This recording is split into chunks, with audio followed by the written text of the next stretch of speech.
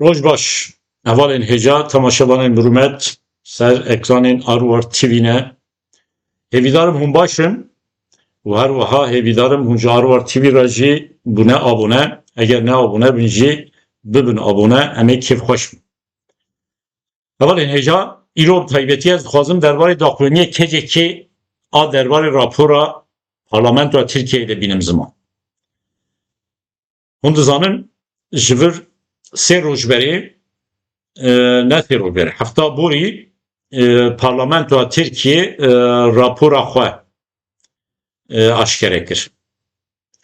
Rapora parlamentoya Tirkiye dibêjim ji ber ku êdî ew rapor biya rapora parlamentoyê ne rapora komisyoneye êdî weke rapora parlamentoyê divê bê navkirin. Çünkü komisyon pişûk e heya niha xebatên komisyonê dimeşiyan lê belê de encamê xebatên komisyonê de raporekê hate amadekirin. Ev rapor êdî biye rapora parlamentoyê. Divê em jî weke rapora parlamentoyê nas bikin, bi nav bikin. Hûn dizanin pêvajoyekê hatibû destpêkirin. Em di Arwar TV'de her dem tînin ziman. Di dawiya 2024 da bi gav avêtina Devlet Bahçeli ve pêvajoyekê hate destpêkirin. û piştre jî ji İmraliyê piştkirî ji bo pêvajoyê hate girtin. û Birêz Öcalan di 27 meha Sibata 2025 da jî daxuyaniyeke da bangêr li PKK kir got xwe fesih bikin û her wiha pêvajoya çekdanînê dest pê bikin. PKK jî li gorî wî hereket kir. Di meha Gulana 2025 da PKK kongreya xwe tov kir, xwe fesih kir û her wiha pêvajoya bê çekbûyînê, çekdanînê dest pê kir û di demeke Kurd de jî grûbeke, komeke gerîlayên PKK nêzîkê Süleymaniyê çekê xwe şewitand. Piştre jî tê zanî PKK hin gavê dî jî avêt xwe ji Bakurê Kurdistanê kişan û dîsa xwe ji Metîna ji Zapê ji Garê kişan yani ji herêmên Başûrê Kurdistanê jî kişan. Bi awayekê din me dikarin bêjin PKK daxuyan ku wê xwe ji qadên şer kişandiye û hêzên xwe bi tevahî li Çiyayê Qendîl tov kiriye. Yani pêvajoyeke wilo meşiyan. Va saleke zêdetir e yani nîzîkî sal û 4 mehe ev pêvajoya hatiye destpêkirin PKK van gava avêt. Lê belê ji aliyê Dewleta Tirk ve gav nehatiye avêtin. Hin kes dibêjin dewletê gav avêtiye. Yani di parlamentoyê da komisyon çêkirin jî weke gavekî ye. Lê belê ez bi xwe çêkirina komisyonê di parlamentoya Tirkiyeyê de weke gaveke nabînim. Çendî jî ji İmraliyê daxwaz derketibe ku di parlamentoda komisyoneke çê bibe ew komisyon derbarê vê pêvajoyê da guftûguan bike, kesan guhdar bike û her wiha biryaran bigre jî esas ev komisyon li gorî daxwaza AKP û MHP hatiye çêkirin. Divê em ya baş bizanibin. Yani AKP û MHP bi taybetî xwast vê komisyonê çê bikin. Yani daxwaz İmraliyê derketibe jî li gorî daxwaza İmraliyê komisyon çê nebiye. Komisyon li gorî daxwaza pêdiviyên AKP û MHP çêbiye. Çima ji ber ku AKP û MHP bi taybetî xwastin komisyoneke wilo çê bikin da ku eger di vê pêvajoyê da hin tişt baş neçin ew bikaribin bêjin ev pêvajo ne tenê pêvajoya me ye pêvajoya partiyê dinin jî mesela weke pêvajoya Dem Partiye weke pêvajoya CHP weke pêvajoya partiyê dinin. Yani AKP û MHP bi taybetî nexwastin barê vê pêvajoyê tenê ser milê xwe bihêlin ji ber vê yekê jî wan dixwast komisyonê di parlamentoda çê bikin û komisyon jî çêbû. Yani çendî jî İyi Parti di komisyonê de cih negirtibe partiyê din hemiyan jî komisyonê de cih girtin. Tê zanîn 51 endamên komisyonê hebûn ji cor ve cor partiya û. û komisyonê kar û xebatekê kir. Di nava 6 meha da komisyonê pir kesan guhdar kir. Pir pisporan guhdar kir. Yani hin kes heva alaka xwe bi pisporiyê tu nebûn jî guhdar kirin. Hin kes heva alaka xwe zêde bi pirsgirêka Kurda tu nebûn jî guhdar kirin. Lêbelê guhdar kirin. û piştî guhdarkirina wan kesan, piştî xebateke komisyonê partiyan raporê xwe amade kirin. Her partiye rapora xwe amade kir, pêşkêşê serokatiya parlamentoyê kir û serokatiya parlamentoyê jî wan rapora anî cem hev berev kir û raporeke hevbeş derxistin. Ew rapora hevbeş ji vir hefteyeke berî hate aşkere kirin. Derbarê rapora parlamentoya Tirkiyeyê me di Arwar TV'de ji vir sê roj berî bernameyeke çêkir bi zimanê Tirkî. Min û Doktor Murat Akbulut li ser raporê me hineke şîrove çêkir. Yani min bi xwe rapor xwend û her wiha şîroveyên derbarê raporê da hatine kirin jî min guhdar kirin, min xwend. Me di wê bernameyê da kesên ku wê bernamê guhdar nekirine ku Tirkî fêm dikin dikarin guhdar bikin, di Arwar TV'de heye. Me got ku ev rapor li gorî rihê pêvajoyê hatiye nivîsandin. Yani bi rastî ev rapor li gorî rihê pêvajoyê hatiye nivîsandin. Ne li tersê rihê pêvajoyê ye. Ez dibêjim li gorî rihê pêvajoyê hatiye nivîsandin ji ber ku di serî de pêvajo van tişta hedef kir, armanc kir û hate destpêkirin. Rapora ku niha derketiye holî jî li gorî rihê wê pêvajoyê ye. Mesela pêvajo dema hate destpêkirin, nav jî lê hate kirin, heya niha jî hema nav tê ziman. Ji aliyê pir kesan ve hema nav tê ziman. Mesela tê gotin ku ev pêvajo pêvajoya bê terorkirina Tirkiyeyê ye. Yani navê pêvajoyê wilo ye. Ê di raporê da jî tê gotin rêxistina terorîst. Divê rêxistina terorîst xwe bêçek bike. Divê rêxistina terorîst çekê xwe dayne. Divê endamên rêxistina terorîst xwe radestê dadgehên Tirkiyeyê bike. Mesela. Wilo tê gotin. Ev ne bervaciyê rihê pêvajoyê ye. Ji ber ku navê pêvajoyê wilo ye, armanca pêvajoyê wilo ye û di raporê da jî wilo hatiye nivîsandin. Mesela pêvajo dema hate destpêkirin weke pêvajoya çareserkirina pirsgirêka Kurd ne hate destpêkirin. û heya niha jî hemû rayedarên AKP, rayedarên MHP nabêjin ev pêvajo weke pêvajoya çareserkirina pirsgirêka Kurd e. Dibêjin ev pêvajo weke pêvajoya bê terorkirina Tirkiyeyê. Yani rêxistina li Tirkiye çalekiyên terorîstîk e ew rêxistin bê tasfiye kirin. Çekê wê rêxistinê jê bêgirtin, endamê wê rêxistinê bêne belav kirin, bêne tasfiye kirin, bêne dageh kirin. Mesela armanca pêvajoyê wilo tê ziman. Çendî jî mesela Abdullah Öcalan armanca pêvajoyê wilo nabîne, o pêvajoya weke pêvajoya biratiya Kurd û Tirka bi nav dike, pêvajoya weke pêvajoya çareseriya demokratîk bi nav dike. Lêbelê esas yê vê pêvajoyê dimeşînin AKP û MHP û dewleta Tirkiye ew pêvajoyê wilo nabînin. Ya din mesela di pêvajoyê da ji ber vê yekê jî navê pirsgirêka Kurd di raporê da nehatiye nivîsandin û her wiha di raporê da tê gotin rêxistina terorîst. Yani ji bo PKK weke rêxistina terorîst tê binav kirin. Yani ev gotin çendî jî yani li gorî me nebe, li gorî daxwaza Kurdan nebe, li gorî daxwaza PKK nebe, li gorî daxwaza İmraliyê nebe jî li gorî armanca pêvajoyê ye. Ji ber ku pêvajo bu armanca hatiye destpêkirin. Yani kes dibê tiştekê din nebêje. Yani eger em pêvajoyê qebûl bikin wê demê ew gotinên ku di pêvajoyê da nehatine ziman jî qebûl bikin, yê hatine ziman jî qebûl bikin. Mesela pirsgirêka Kurd nehatiye ziman jî em qebûl bikin.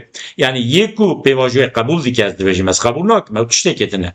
Lêbelê yê ku di serî da vê pêvajoyê qebûl dikin piştgiriyê dane vê pêvajoyê dibêje li dijî vê naveroka raporê jî dernekeve. Mesela Dem Partî daxuyanî da got di raporê da hin tişt hene me qebûl nekir. Weke şerh dan pêş Lebeli Dem Partiye imza kir raporu. Madem ki Dem Parti raporu imza kir ve de Dem Parti dibet tişteke dinci ne beje? Tıkanı beje lebeli yani etik nine.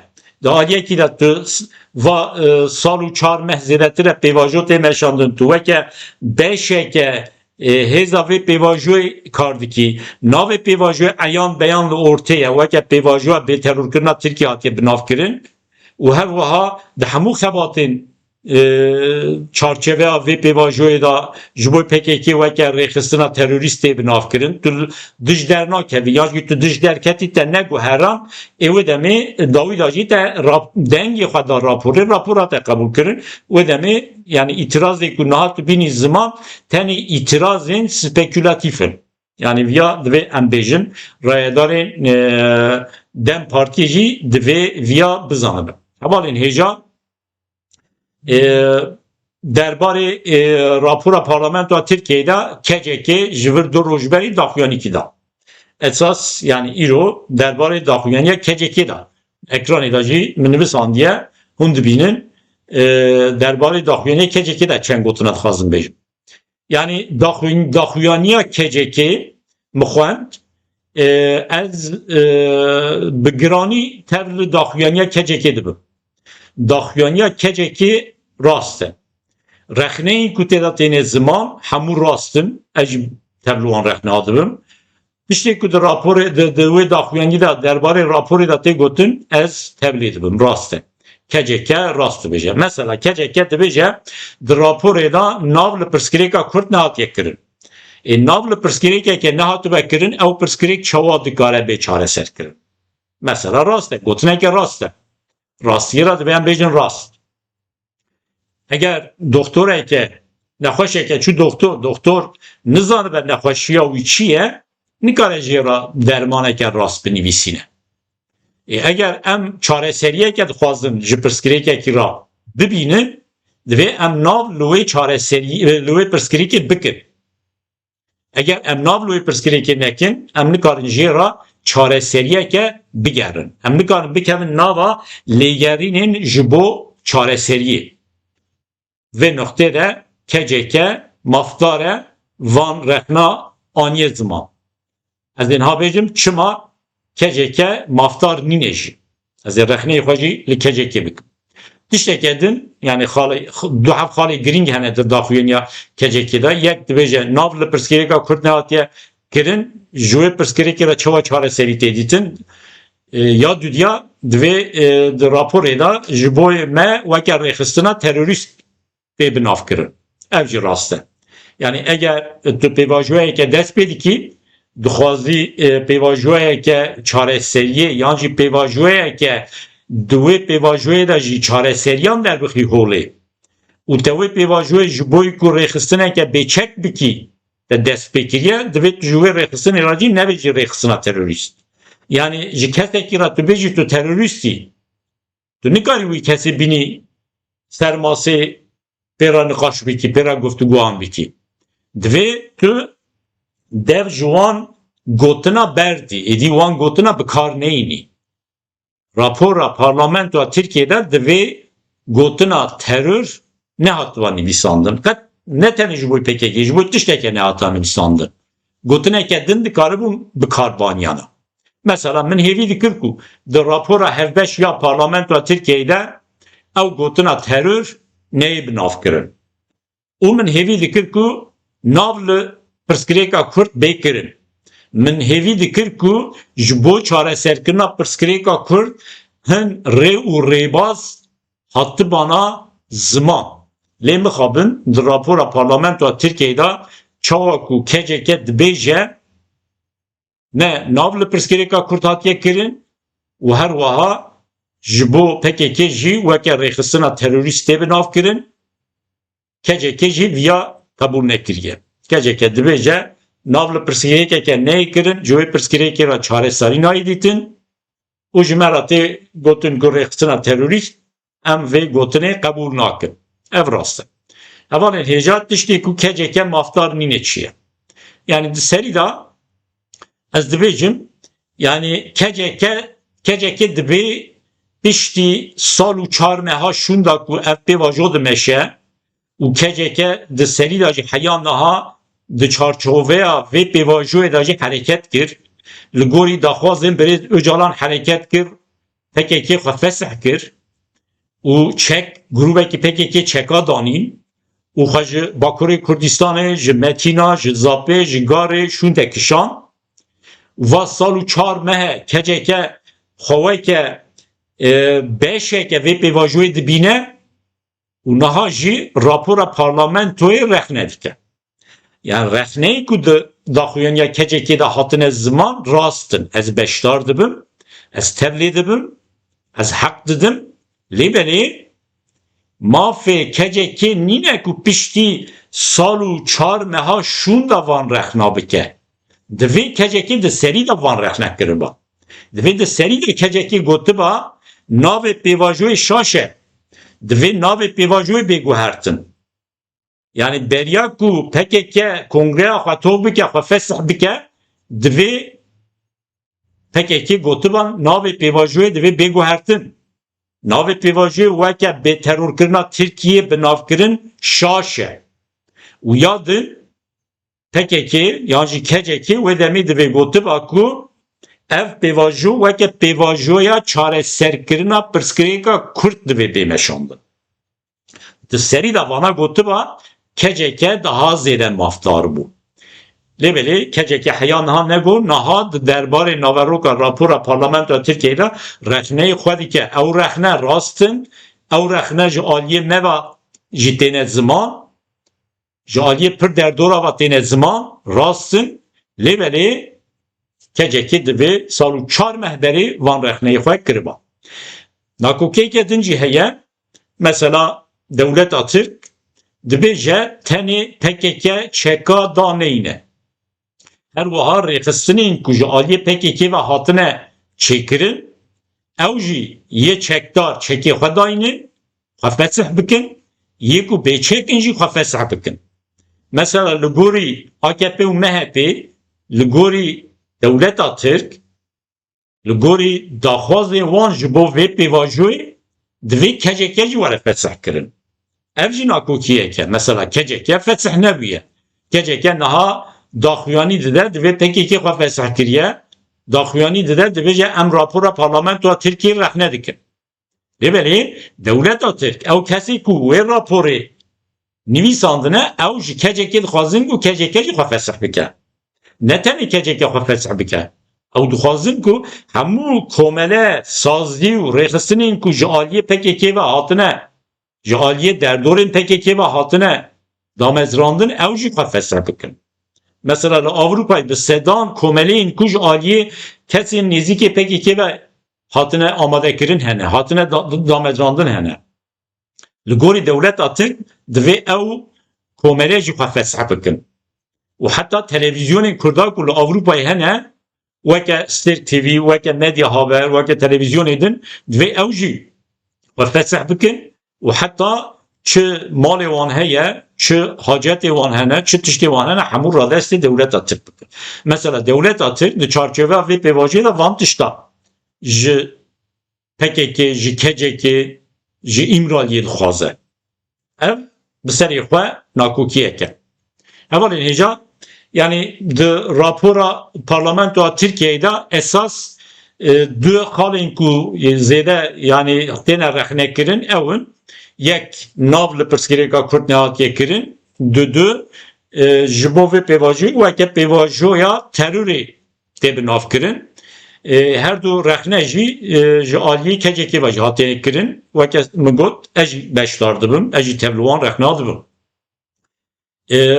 Di raporê de pir tiştê dijî hene. Mesela di raporê de her wiha direkt derbarê mafê hêviyê de Umut Hakkı dibêjin ya ji bo Birêz Öcalan direkt nehatiye nivîsandin lêbelê derbarê biryarên dadgeha mafê mirova ya Avrupayê de hin tişt hatine nivîsandin. Yani em wilo tercüme dikin, em wilo fêm dikin ku ew bi taybetî ji bo mafê hêviyê hatine nivîsandin. Yani Umut Hakkı mafê hêviyê ji bo Birêz Öcalan hatine nivîsandin. Lêbelê ji vir du rojberê Serokkomarê Tirkiye û her wa serokê AKP Recep Tayyip Erdoğan ji rayedarên partiya xwe re axifî ji wan re got divê hûn ji raya giştî re bêjin ku tu mafê hêviyê ji kesî re nayê naskirin. Mesela di raporê de çendî jî behsa biryarên dadgeha mafê mirova tê kirin lêbelê Recep Tayyip Erdoğan jî ji endamê partiya xwe re dibêje tişteke wilo nabe. Yani ji bo Abdullah Öcalan mafê hêviyê nayê naskirin. Ev jî divê li dereke hem not bikin.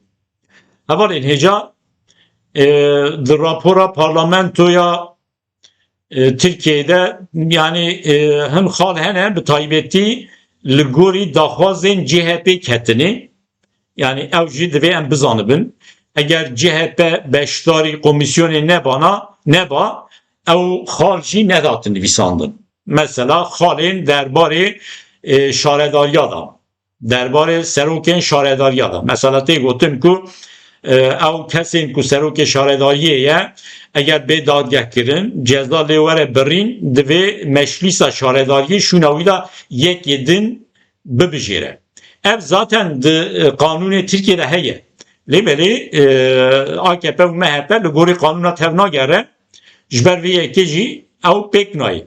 Yani serokê şaredariyê dema tê girtin şûna wî û Wezareta Karê Hundir kesekî ku bi xwe dixwaze weke serokê şaredariyê destnîşan dike. Yani halbuki di raporê de jî ew tişt qet pêwîst nebû bi hata nivîsandin.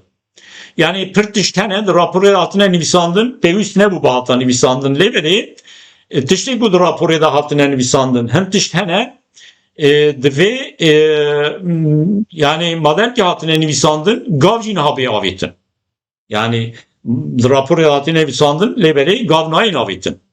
Mesela derbarê şaredariya da hemen gav dikare bê avêt.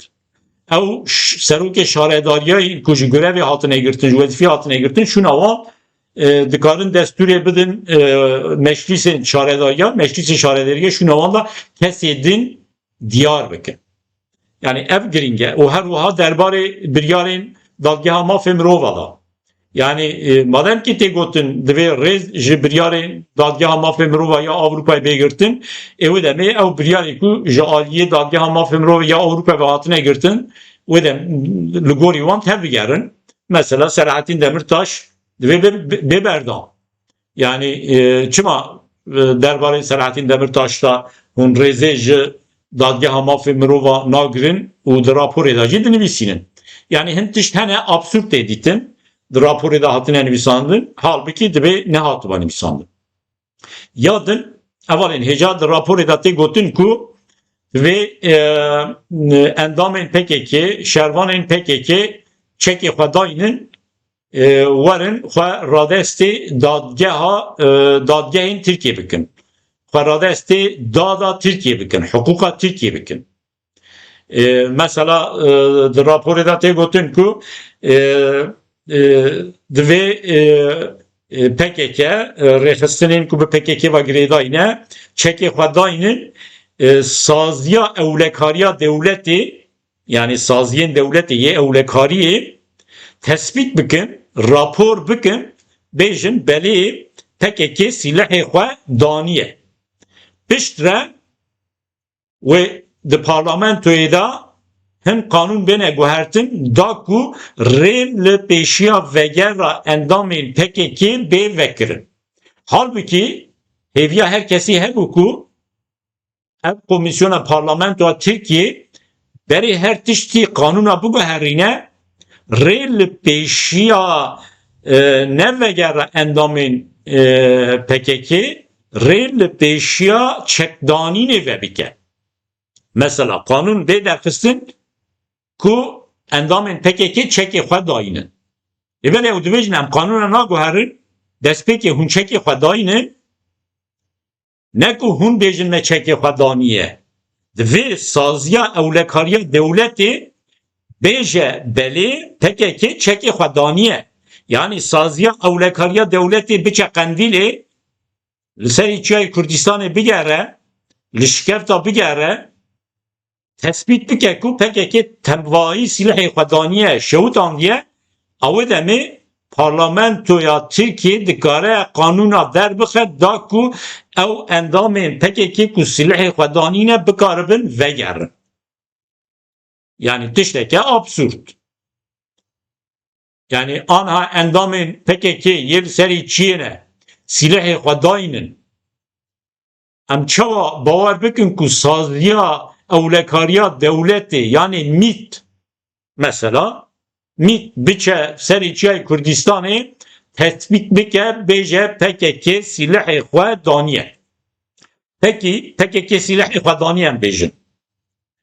Ama saziye evlekariya devleti rapor neke nebêje em emînin em bawer dikin PKK silahê xwedaniye wê demê wê cewab be wê demê wê bêjin na PKK silahê xwedaniye saziye evlekariya devletê silahê dibêje PKK silahê xwedaniye em nikarin kanûna biguherin mesela tişteke absürt yani anha endamên PKK çawa baweriya xwe bînin çekê xwe dayînin hevalên hêja tişteke din heye ku eger sibê dus ve ji îmraliyê daxuyaniyeke bê dayîn ji PKK ra bêje yan ji endamên em PKK natune lê berê em bêjin endamên berê yê PKK ku nal serê çîne ji wan ra mesela Abdullah Öcalan bêje çekê xwe dayînin bê gotin werin xwe radestê dewleta Tirk bikin wê demê keceke piştî vê daxuyaniyê wê çi bike yani ev jî weke nakokiyekî ne ulu yani keceke anha rapora parlamentoya Türkiye rehne dike liberi li gori ve sekana keceke sve dus ve eğer ji İmraliye daxuyaniye ke be dayın ve demek keceke de ve li gori ve daxuyaniye ji tevne gere em jî dizanin ku ulu nebe yani ji İmraliye daxuyaniye ke be dayın keceke ve li gori ve daxuyaniye tevne gere ji ber vê ke jî rayedarên keceke dema ve daxuyaniye dan ve baş fikri bana. Veke min got rexneyê xwe dikaribûn sal û çar mehberê kiribana. Madem ki nekirin, naha kirin, ji vir şûn de jî divê li gorê wî tev bigerin. Yani eger li gorê wî tev negerin, wê demê bawerî jî li ortê namîne. Dewleta Tirk dibêje endamên PKK çekê xwe dayînin, hin kes dibêjin Rojhilata navîne ez jî fikirim yani Rojhilata navîne melû ser pazara dikarin çeka bibînin. Çek dîtin ne zehmete.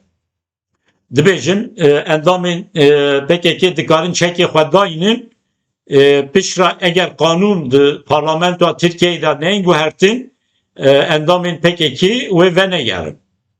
Rast e lêberî wê demê kes êdî baweriya xwe bi PKK nayîne. Kes nikare baweriya xwe bi PKK bîne dema PKK bê em agirbestê dikin kes baweriya xwe pê nayîne. PKK bêje em çeka datînin kes wê baweriya xwe pê neyne wê bêjin we çek danî cardin we çeka girt. Yani çek danî pirsgirêkekî ye çek girtin pirsgirêkekê dine. Ji ber vê yekê jî belge her tiştî divê di parlamentoya Tirkiyeyê de kanûn bêne guhertin piştî ku kanûn hatin guhertin şûn de endamên PKK çekê xwe dayînin bêguman yani gotina çekê xwe dayînin çekê xwe daneynin ji bo keseke weke min ji bo kesê weke min di Avrupayê ne li derê dinin pir hêsan e em rehet dikarin bêjin ji bo wan ne hêsan e lêberê em jî nêrînê xwe tînin ziman. Evanên hêja tişteke din jî heye îro agahiyeke hate belavkirin tê gotin ku Dem Partî van roja wê kongreya xwe to bike wê navê xwe biguhere û her wiha rêveberiya Dem Partî wê biguhertin. Ev tişteke sürpriz nîne yani zaten ji îmraliye heya niha pir sinyalên wilo hatin dayîn dihate gotin ku wê Dem Partî biguhere navê xwe jî biguherîne û rêveberiya wî jî biguhere rêveberiya nû ya Dem Partiyê wê bi tevayî bi îmraliyê ve girêdayî kar bike. Ev jî yani sinyal heya niha hatibûn dayîn rast e van rojê pêşiya me da îhtimaleke pir mezin Dem Partî wê kongreya xwe to bike navê xwe biguhere û bi giranî rêveberiya Dem Partiyê wê bêguhertin. kesi ku anha rêveberiya Dem Partiye dane ez bawer dikim ji sedî sî ancak yan bimînin yan nemînin. Bi giranî ve bêguhertin. û tê gotin ku hin kesên ku derê di nava Dem Partiye de di nava HDP de kar kirine û di derbarê wan da li Tirkiye pirsgirêkên siyasî çêbûne, pirsgirêkên dadî çêbûne, hukukî çêbûne, reviyene çûne Avrupayê ne nihal Avrupayê jiyan dikin. Ew ê vebigerin di rêveberiya partiyê ra cih bigirin. Ew jî rast e. Yani ez bawer dikim hin kes wê vegerin. Mesela hin kes hene li Avrupayê ne derbarê wan da tu cezayê derneketine. Tenê derbarê wan da mahkeme hene, dadgeh hene, dosya hene. Lêbelê ew kes hê nehatine ceza kirin. Derheqê wan da ew dadgeh dikarin qapat bibin û dikarin vegerin. Bêguman ev jî bi şêwirmendiya di navbera İmralî û Enqerê da çêbibe vegirê da ye. Yani İmralî ve ji Enqerê bixwaze derbarê filan kesê de em bêjin dawa heye, ew dawa bi ra bikeve ji Avrupayê vegere di rêveberiya Partiya nû de partiyê de cih bigire, ew ê bikaribin vegerin. Tiştekî wilo wê çêbibe ez bawer dikim. Lêbelê divê bêzanîn ku tiştekî wilo çêbû şûn de jî pêvajoyeke nû li Bakurê Kurdistanê dest pê dike. Pêvajoya partiyeke nû wê dest pê bike. Yani ji bo Dem Partiye ez nabêjim. Dem Partî navê xwe diguhere, lêbelê Dem Partî li ser bingeha xwe kevin wê karûxebatê bike. Ama kesên ku niha di nava Dem Partiyê de ne yani yê ku di nava rêveberiya nû de cih negirin, wê ji Dem Partiyê dûr bikevin. Ez bawer dikim. Ew jî wê bibe sebebê ku partiyeke din bê ava kirin. Hevalê nêca ji bo Kurdan pir partî zerar nîne. Ez nabêjim bira bi sedan partiyê me hebin. Bi sedan ne? Lêbelê li gorî şeniyên Kurdan li Bakurê Kurdistanê û li Tirkiye, mesela em dibêjin nîzîkê 30 milyon Kurd li Bakurê Kurdistanê li Tirkiye jiyan dike. Ji bo 30 milyon Kurdî yani pir normal e ku 4 partî 5 partiyê siyasî hebin. û 4 partî 5 partiyê Kurda yê siyasî hebin li ser esasên daxwazên gelê Kurd bi hev re hereket bikin wê daha zêde maf bi dest bixin. Ez dibêjin maf bi dest xistin. Yani maf tê girtin. Naydayîn. Yani ji dewletê em nikarin bixwazin ku mafê me bide me. Divê em bixwe mafê xwe bigirin. Çawa maf tê girtin? Yek partiyeke Kurda bi serê xwe tenê bitekoşe tiştekê 4-5 partî bi hev re bitekoşin tiştekê dine. Ez hêvî darim piştî ku Dem Partî navê xwe biguhere rêveberiyeke nû çêbike şûn de partiyeke bê ava kirin, ew partî li gorî daxwazên gelê Kurd karûxebatê bike. Mesela di serî de ew partî partiyeke Kurdistanî be. Partiyeke Kurdî be. Rêveberê wê partiyê Kurdî biaxivin. Weke yê Dem Partiyê na. Ew yani rêveberê partiya ku bê ava kirin bi Kurdî biaxivin. Partiyeke Kurdî be. Partiyeke Kurdî nayî watê tenê li ser axa Bakurê Kurdistanê karûxebatê bike ji ber ku Kurd tenê li ser axa Bakurê Kurdistanê ninin, Kurdên Bakur nîvê wan li ser axa Tirkiye jiyan dikin. Ji ber vê yekê jî partiye ku bê ava kirin nikare xwe tenê bi Bakurê Kurdistanê ve bi sînor bike. Ew partî divê li hemû deverê Tirkiye karûxebatê bike. Li hemû deverê ku lê Kurd jiyan dikin. û bêguman deriyê wê partiyê divê ji demokrata jî vekiribe, demokratê Tirk re jî vekiribe, demokratên Laz ve jî vekiribe, demokratên Çerkez re jî vekiribe. Yani partiyeke nû hêvîdarim dema bê ava kirin, ew partî bersivê bide daxwazên hemû beşên Kurdan. Mesela bersivê bide daxwazên netewparêzên Kurd jî. Hinekî derdor hene xweweke netewperestên Kurd diyar dikin ya, Kürt milliyetçileri jeratê gotin ya. Yani partiya nû ku bê ava kirin hêvîdarin bersivê bide daxwazê wan jî, bersivê bide daxwazên Kurdên Elewî jî, bersivê bide daxwazên Kurdên Sunnî, bersivê bide daxwazên yani cor ve cor beşên Kurdan, Kurdên Êzidî mesela. Yani partiye derbe Dem Partiye partiyeke din bê ava kirin ne zerare. Hinken sene dibêjin heva çima wilo dibêjin Dem Parti heye divem hêza xwe hemû di nava Dem Partiye da kom bikin baştir e. Ez jî dibêjim heval wilo nabe. Dem Parti carna dikare hin tişta şaş bike ama partiye din dikarin wî rast bikin, dikarin rast kar bikin.